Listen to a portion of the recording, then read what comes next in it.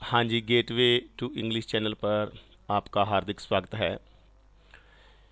हाँ व्यूअर्स, आज एक हम नई सीरीज़ शुरू करने जा रहे हैं, इंडियन पॉलिटी।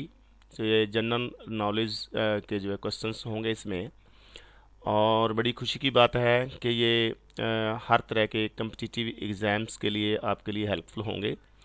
सो यदि चैनल पर आप नए हो, प्लीज़ चैनल को सब्सक्राइब ज़रूर कर लेना और वीडियो को लाइक करना, शेयर करना, ताकि सभी स्टूडेंट्स अपनी जो है कम्पिटिटिव एग्ज़ाम्स की जो है तैयारी अच्छे से कर सकें। ठीक है जी, आओ अभी शुरू करते हैं। पहला क्वेश्चन लेते हैं हम।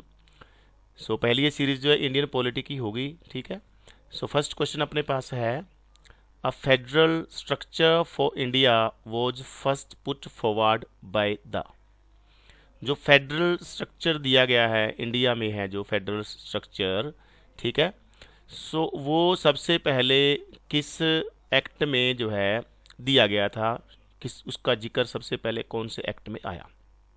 आपके पास ऑप्शंस हैं, एक्ट ऑफ 1909 1909 के एक्ट में, या एक्ट ऑफ 1919 1919 के एक्ट में, या एक्ट ऑफ 1935 1935 के एक्ट में, या एक्ट ऑफ 1947। इनमें से आप खुद भी आंसर लगा के देख सकते हो। तो इसका जो सही आंसर मैं आपको बता रहा हूँ, वो आंसर है सी ऑप्शन इसका आपका जो है करेक्ट है। ठीक है, सी ऑप्शन करेक्ट है। एक्ट ऑफ 1935 1935 का जो एक्ट था, उसके तहत जो है फेडरल स्ट्रक्चर का ढांचा जो है भारत के लिए सबसे पहले उसमें इसका जिक्र आया था। ठीक है भाई, नेक्स्ट क्वेश्चन देखिए। नेक्स्ट क्वेश्चन अपने पास है, which of the following, next जो है देख लेते हैं अभी, which of the following exercise the most profound influence in framing the Indian constitution. भारतीय संविधान को बनाने में इन निम्नलिखित में से सबसे ज़्यादा जो है प्रभाव है वो किसका पड़ा। जो पहला ऑप्शन अपने पास है ब्रिटिश कॉन्स्टिट्यूशन का, दूसरा है यूएस कॉन्स्टिट्यूशन का, तीसरा है the government of India act 1935, और चौथा ऑप्शन आपके पास है आयरिश कॉन्स्टिट्यूशन। प्रिय विद्यार्थियों, इसका जो सही आंसर है वो सी ऑप्शन करेक्ट है इसका। ठीक है, ये आपका आंसर है, the government of India act 1935 का सबसे ज़्यादा प्रभाव पड़ा था भारतीय संविधान को बनाने में। ठीक है जी, अगला सवाल देखिए। अगला क्वेश्चन अपने पास है, the constitution of India describe India as. जो भारतीय संविधान है वो भारत को किस रूप में जो है उसकी व्याख्या करता है, उसको डिस्क्राइब करता है। पहला ऑप्शन आपके पास है, a federation of states and union territories के रूप में बताता है, या अ यूनियन ऑफ स्टेट्स बताता है भारतीय संविधान भारत को, या फिर भारतवर्ष बताता है, या इसको अ फेडरेटेड नेशन बताता है। आप अपने आप भी सोचिए कौन सा इसका आंसर सही हो सकता है। क्वेश्चन का जो लेवल देकर आप समझ गए होंगे कि ये वीडियो आपके लिए कितनी महत्वपूर्ण है, कितनी इम्पोर्टेंट है। इसका आंसर जो है आपके लिए मैं बता रहा हूँ, बी ऑप्शन करेक्ट है, अ यूनियन ऑफ स्टेट्स। क्या इसका आंसर होगा? अ यूनियन ऑफ स्टेट्स है जी, बी ऑप्शन करेक्ट है इसका। ठीक है, जो भारतीय संविधान है उसमें भारत को यूनियन ऑफ स्टेट्स कहा गया है। ओके, अगला क्वेश्चन देखिए अपने पास है, चौथा क्वेश्चन। इस वीडियो हम 10 क्वेश्चन करेंगे डिस्कस, और वीडियो को लाइक ज़रूर कर देना, शेयर करना, और कमेंट बॉक्स में कमेंट्स करके बताना कि आपको वीडियो कैसी लगी। आप किस तरह का मटेरियल चाहते हैं। ठीक है, उसी हिसाब से वीडियोस आपके समक्ष प्रस्तुत की जाएंगी। चौथा प्रश्न है, fourth question, the system of judicial review originated in. जो जुडिशियल रिव्यू का सिस्टम है, प्रणाली है, न्यायिक जो है पुनर्निरीक्षण की जो है, वो किस संविधान में से आई है, किस संविधान में उसका जन्म हुआ, मूल उसका कहाँ पे था। ठीक है, पहला ऑप्शन है इंडिया में, दूसरा जर्मनी, रशिया, यूएसए। इसका जो सही जवाब है वो डी ऑप्शन है, डी ऑप्शन आपका सही होगा इसमें, यूएसए। ठीक है, जुडिशियल रिव्यू जो है हमने वो यूएसए से लिया गया है। ठीक है, अगला क्वेश्चन देखिए, क्वेश्चन नंबर 5। क्वेश्चन नंबर 5 है, preventive detention means. Preventive detention का मतलब क्या है? इसका जो फर्स्ट ऑप्शन है, डिटेंशन फॉर इंट्रोगेशन, या फिर डिटेंशन आफ्टर इंट्रोगेशन, या डिटेंशन विदाउट इंटरोगेशन, और detention for cognisable offence. So preventive detention का अर्थ है, आंसर है इसका डिटेंशन विदाउट इंट्रोगेशन। ठीक है, बिना पूछताछ के किसी को बंदी बना लेना, इसका मीनिंग है प्रिवेंटिव डिटेंशन का। ठीक है जी। नेक्स्ट क्वेश्चन देखिए, आपके पास है India is a republic because, Bharat गणतंत्र है क्योंकि, क्यों गणतंत्र है भारत? पहला ऑप्शन है इट इज़ डेमोक्रेटिक कंट्री, ये लोकतांत्रिक देश है, इस वजह से रिपब्लिक है। It is a parliamentary democracy, यहाँ पर जो है संसदीय लोकतंत्र है, इस वजह से रिपब्लिक है। या कि the head of the state is elected for a definite period, कि जो अपने देश का हेड है यानी कि राष्ट्रपति है, प्रेसिडेंट है, वो एक निश्चित समय के लिए चुना जाता है। ठीक है, या फिर ऑल ऑफ दीज, ये सभी हैं।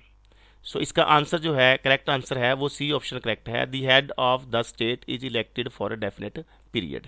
इसी वजह से जो भारत क्या है, रिपब्लिक है। रिपब्लिक क्या होता है? गणतंत्र कहते हैं हिंदी में। ठीक है, गणतंत्र उस देश को कहा जाता है जिस देश के राष्ट्रपति को प्रत्यक्ष या अप्रत्यक्ष रूप से लोगों द्वारा चुना जाता है। ठीक है, तो भारत में ऐसा ही है, भारत के राष्ट्रपति को हम यानी कि भारत की जनता, वोटर्स, वो अप्रत्यक्ष रूप से चुनते हैं, इसलिए भारत जो है रिपब्लिक है। और आपको पता होगा रिपब्लिक कब बना भारत? 26 जनवरी 1950 को रिपब्लिक बना, क्योंकि 26 जनवरी 1950 को भारत का जो कॉन्स्टिट्यूशन था वो लागू हो गया था। ठीक है बेटा, चलिए आगे। अगला क्वेश्चन अपने पास है, question number 7, who was the chairman of the drafting committee of the constitution?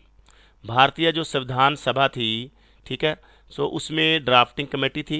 ठीक है, उसका चेयरमैन कौन था, ये प्रश्न पूछा गया है। बहुत इंपॉर्टेंट क्वेश्चन है, बार बार आता है, रिपीटेड होता है। सो इसमें आंसर आपको देखो, पहला ऑप्शन है JB कृपलानी, दूसरा है राजेंद्र प्रसाद, तीसरा ऑप्शन है JL नेहरू, तो चौथा ऑप्शन है BR अम्बेडकर। सो इसका जो करेक्ट आंसर है वो डी ऑप्शन करेक्ट है, BR अम्बेडकर साहब जो है ड्राफ्टिंग कमेटी के चेयरमैन थे। ठीक है, और उसके बाद जो है संविधान सभा के जो स्थायी जो है बनाए गए थे चेयरमैन, वो डॉक्टर राजेंद्र प्रसाद थे। ठीक है, ड्राफ्टिंग कमेटी के पूछा जाए तो BR अम्बेडकर आंसर होगा, और यदि संविधान के सभा के पूछा जाए, स्थायी पूछा जाए, ठीक है, कॉन्स्टिट्यूशन असेंबली के जो स्थायी थे चेयरमैन, ये क्वेश्चन पूछा जाए तो डॉक्टर राजेंद्र प्रसाद उसका आंसर होगा। ठीक है, चलिए नेक्स्ट अपने पास 8वां क्वेश्चन है, 8th question, who among the following was not a member of the constituent assembly established in July 1946? जो संविधान सभा की स्थापना हुई थी कॉन्स्टिट्यूएंट असेंबली की यानी कि संविधान सभा की, वो जुलाई 1946 में हुई थी। ठीक है, जुलाई 1946 में संविधान सभा की स्थापना हो गई थी।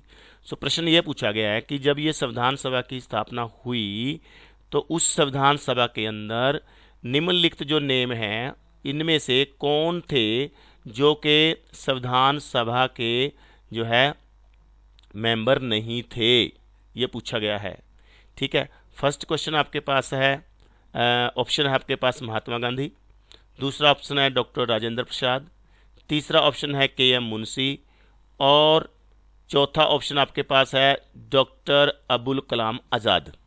ठीक है, 4 ऑप्शन हैं, इसमें से कौन थे, कौन से वो शख्स थे जो कॉन्स्टिट्यूशन असेंबली के मेंबर नहीं थे? ये आंसर है, बहुत ही इंटरेस्टिंग क्वेश्चन है। सो इसका आंसर है महात्मा गांधी। जी हाँ दोस्तों, जो महात्मा गांधी थे वो संविधान सभा के मेंबर नहीं थे। बाकी ये 3 नाम है जो ये संविधान सभा में थे तीनों। ठीक है, नेक्स्ट क्वेश्चन देखिए, क्वेश्चन नंबर 9, यदि वीडियो को अभी तक लाइक नहीं किया प्लीज़ लाइक जरूर कर दें, शेयर कर दें, और यदि चैनल पर नए हो आप तो प्लीज़ चैनल को सब्सक्राइब करना ना भूलना, बेल आइकन को जरूर प्रेस करना, ताकि जैसे ही कोई नई वीडियो चैनल पर अपलोड हो आपको उसका नोटिफिकेशन मिल जाया करे। सो क्वेश्चन नंबर 9 है, from the constitution of which country the provision of federation was borrowed while framing the constitution of India? जब भारत का संविधान बनाया जा रहा था तो फेडरेशन का जो कॉन्सेप्ट है वो कौन से देश के संविधान से लिया गया था? ये क्वेश्चन है। ऑप्शन आपके पास हैं USA, UK, कनाडा, स्विट्जरलैंड। सो इसका जो सही आंसर होगा वो है जी C ऑप्शन, इसका करेक्ट आंसर है कनाडा। ठीक है, C ऑप्शन इसका करेक्ट है, कनाडा से जो है फेडरेशन जो है फेडरेशन का जो है कॉन्सेप्ट है वो हमने लिया था। ठीक है, सी ऑप्शन है, यहाँ पे देखिए लिखा हुआ है, सी ऑप्शन करेक्ट है। आगे चलिए, क्वेश्चन नंबर 10 इस वीडियो का लास्ट क्वेश्चन है ये आपके पास। देखो, what was the basis for constituting the constitution assembly of India. हाँ जी, भारतीय संविधान सभा को बनाने का आधार क्या था? वो सभा जिसने संविधान का निर्माण करना था, उस संविधान सभा को बनाने का आधार क्या था? किस आधार पर संविधान सभा को जो है संगठित किया गया था, बनाया गया था? सो पहला ऑप्शन आपके पास है the resolution of the Indian national Congress, ये रेजोल्यूशन था भारतीय राष्ट्रीय कांग्रेस की तरफ से, या फिर द कैबिनेट मिशन प्लान 1946, 1946 का जो कैबिनेट मिशन प्लान था उसके आधार पर जो है संविधान सभा को बनाया गया, या फिर द इंडियन इंडिपेंडेंस एक्ट 1947, या जो 1947 का भारतीय स्वतंत्रता का एक्ट था उसके आधार पर बनाया गया, या फिर the resolution of the provincial state legislatures of the dominion of India, जो भारतीय डोमिनियन था भारत, उसके जो स्टेट में लेजिस्लेचर्स थी, विधानसभाएं थी, या प्रोविंसेस की जो थी सभाएं, क्या उनके आधार पर ये बनाया गया था?